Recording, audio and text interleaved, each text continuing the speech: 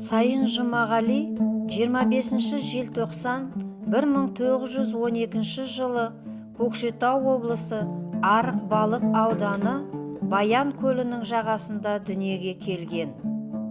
Жастайынан жетім қалып, балалар үйінде тәрбиеленген.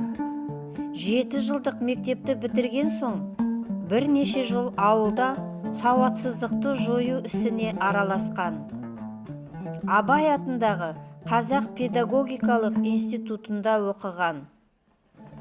Қазақстан жазушылар одағында жас жазушылар секциясының меңгерушісі, көркем әдебиет баспасында директор болып істеген.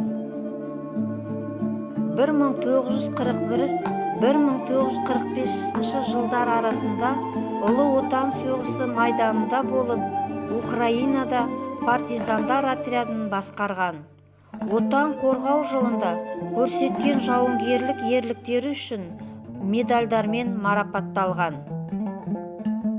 1944-1947 жылдары Қазақ мемлекеттік филармониясы халық творчествосы үйінің директоры болып, ал 1950-1957 жылдары Жаңа өмір, әдебиет және искусство қазіргі жұлдыз журналының редакторының орынбасары болған.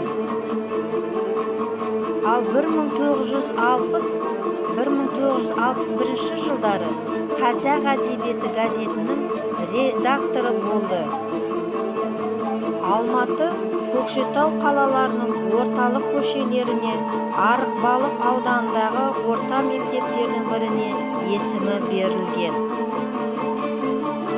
Еңбек қызыл ту орденімен және медальдармен марапатталған.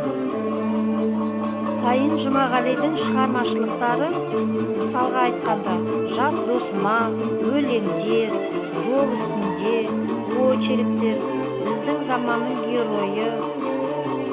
Сол сияқты Сайын Жұмағалидың шығармаларының аудармалары өзбекше, орысша, украинша, қырғызша аудармалар жасалған. Сайын Жұмағали поэт, жазушы, аудармашы және Ұлы Отан соғысының ардагері.